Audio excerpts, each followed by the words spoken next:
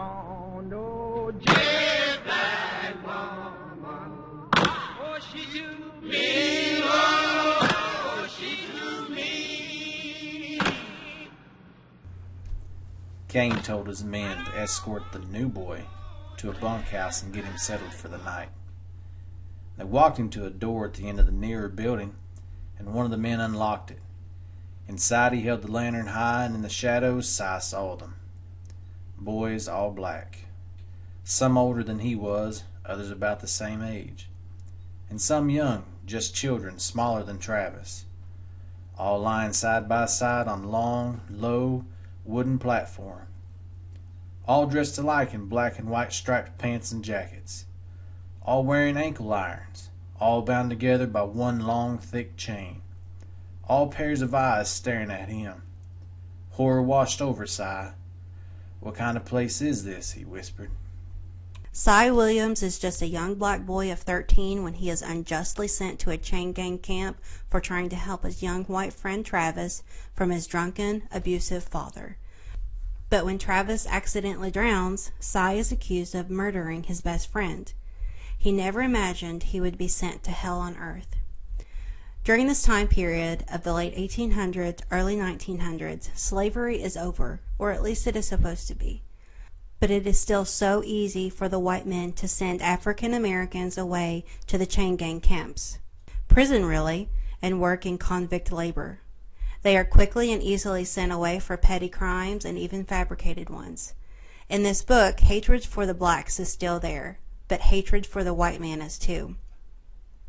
Cain's Camp is a dark place. It's located somewhere in Georgia, but Cy isn't exactly for sure.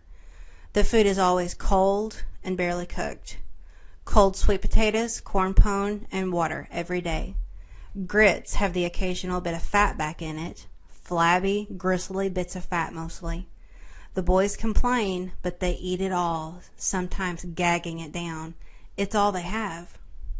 The bunkhouses are cold. The thinnest of blankets falling apart are all that keep the boys warm at night. That and body heat, since they lie so close to one another. The lack of privacy really annoys Cy, especially when one of the younger boys curls up next to him trying to get warm. He hates that. The roof has holes in it because drops of water keep falling on Cy's head, making him even more infuriated. The heat stoves won't come until brutal winter is upon them. Work, work, work. That is what is expected at the chain gang camp. That's what you're sent there to do. It's convict labor. Whether you're a child or a man, everybody works. And what would a chain gang be without the chains? Heavy irons bind all of the boys together. The leg irons are heavy, rough metal that go around the ankles. Si sat down, pulled off his boots and pants, and looked at his legs. His ankles were rubbed raw in some places, scabbed over in others. Not even his pants or boots could keep the heavy, rough metal from eating at his skin. Hatred is what fills Cy. Hatred of the hellhole he is in. Hatred for the white man who unjustly sent him there.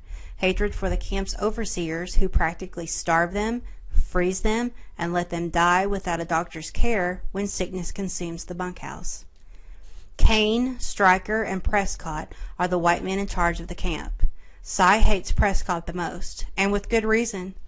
Prescott preys upon boys in a most unnatural, pedophilic way. Cy has to escape. He has to do something.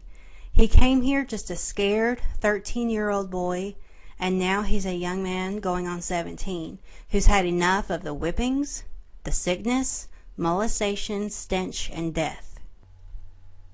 A resolve formed in the back of his mind. Small at first, it grew quickly, and it grew so large that it filled his thoughts. This new determination frightened him, but excited him too. From now on, Cy Williams promised himself he would do everything in his power to escape the hell of Cain's Camp. If others wanted to risk it with him, they were welcome.